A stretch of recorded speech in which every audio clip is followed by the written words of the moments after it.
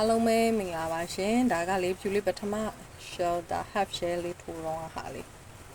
half shell လေးရတယ်အခုကလေဒါလည်း half shell ပဲ lacy half shell လို့တော့ရေးထားတယ်ဒီမှာမတူဘူးเนาะပုံစံလေးကတူမလို့လို့နဲ့အဲ့လို triangle လေးတွေတော့ဖြစ်တယ်ဒါပေမဲ့မတူဒါလေးကနည်းနည်းပိုကျဲတယ်ဒါလေးကတော့ဒီရပေါ့เนาะဒါလေးကဟိုဂျားအဲ့လိုအင်ကြီးဂျားလိုင်းလေးမှာတုံးလို့ကောင်းတယ်သူ့ပုံစံလေးကလှလို့ဒါလေးကတော့အပြည့်ပတန်လေးမှာတုံးလို့ရမှာတယ်နော်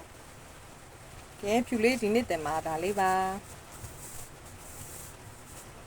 ဒါလေးကဒီပတန်လေးတင်မယ်ဆိုရင်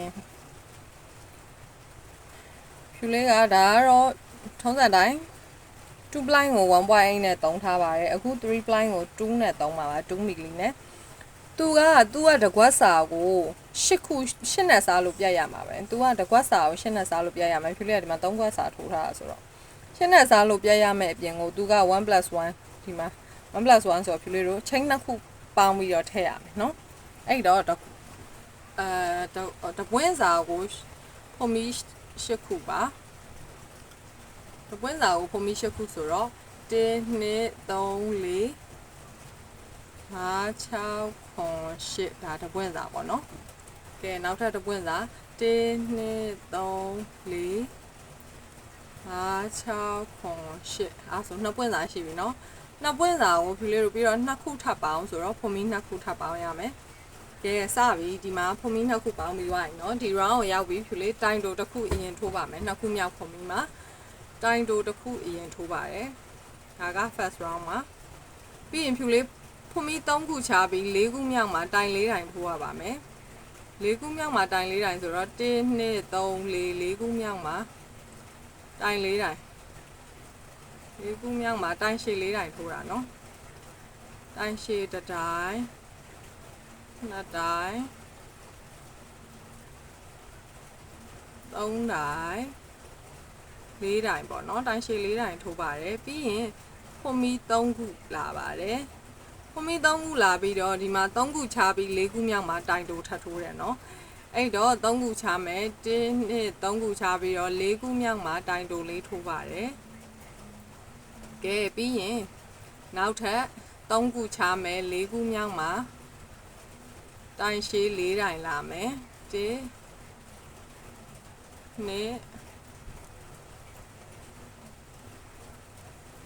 2 3 4တိုင်ပြီးရင်ပတန်အရာဖုန်မီ3ခုချပြီးတော့ဒီမှာဖုန်မီ3ခုထိုးမယ်ပြီးရင်အောက်က3ခုချတယ်4ခုမြောက်မှာတိုင်တိုလာတယ်နော်1 2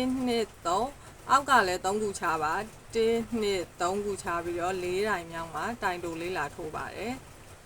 ကဲ second round စပြီနော် second round ကဒီမှာဖုန်မီ6ခုထိုးတယ်1 2 3 4 5 6ခုပြီးရင်သူကဒီနှစ်ခုရဲ့ထိတ်နားလေးမှာသူကဒီနှစ်ခုရဲ့ဒီလိုအဆက်မှာတိုင်တိုလေးထိုးတာနော်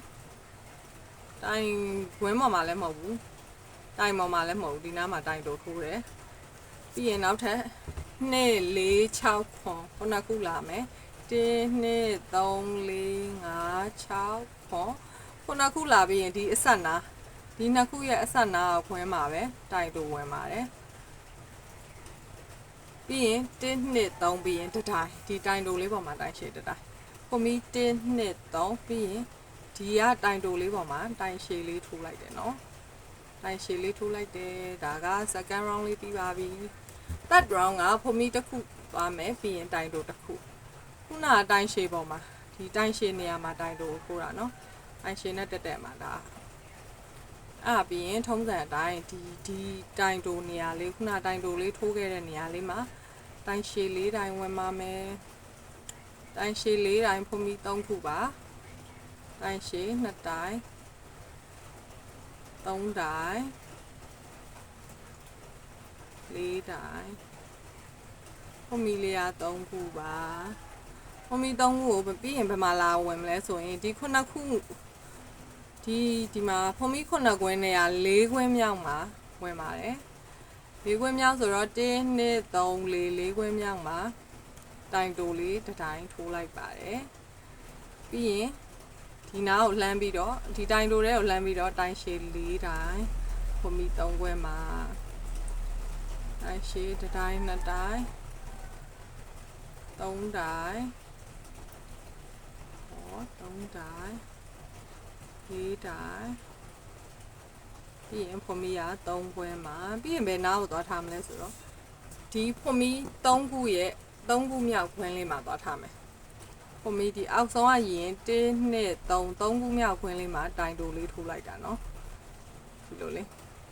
ဖြတ်သွားမယ်အဲ့ဒါပြီးရင်ဖြူလေးတို့ဖွန်ပြီး6ခုနဲ့တက်ပါတယ်နောက်တစ် round က1 2 3 4 5 6ဖွန်ပြီး6ခုနဲ့တက်ပြီးထုံးစံတိုင်းဒီဘက်တိုင်ရှည်လည်းမဟုတ်ဘူးဒီကွင်းလည်းမဟုတ်ဘူးအဲ့ဒီကြားထဲမှာတိုင်တိုနဲ့ဝင်လိုက်တာပြီးရင်နောက်ထပ်1 2 3 4 5 6ခွန်မီ9ခုရဲ့ဒီကြားထဲပဲပြီးရင်1 2 3တိုင်ရှည်ကဒီတိုင်တိုလေးတက်မှာထုံးမယ်နော်ဒီမှာတိုင်တိုဝင်ထားတဲ့ခွင်းအဲ့ခွင်းမှာထိုးမယ်တိုင်ရှည်ကိုအဲ့ဒါဆိုရင်နံပါတ်5လေးထပ်ထိုးပြလိုက်အောင်မယ်နော်ခွန်မီတစ်ခုတက်မယ်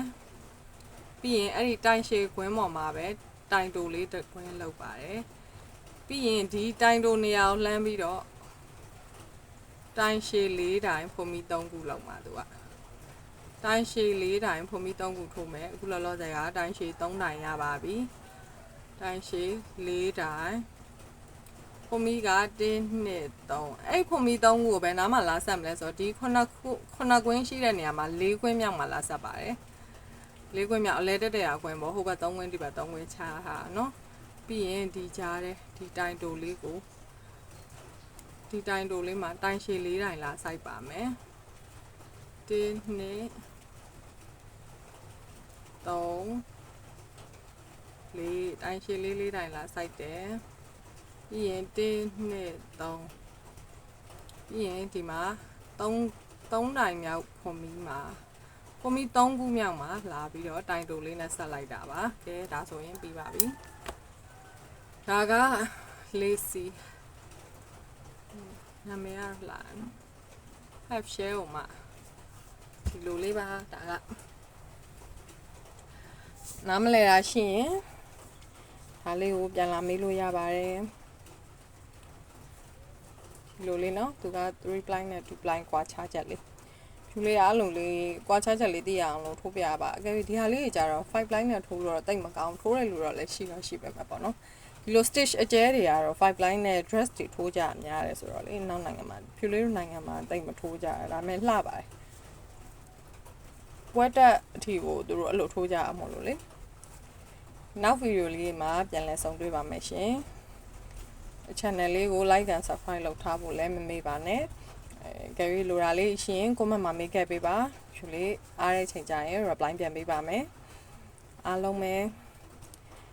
စောင့်မျှော်ကြည့်ရှုကြပါအောင်လို့အားလုံးပဲကျေးဇူးများကြီးတင်ပါတယ်နော်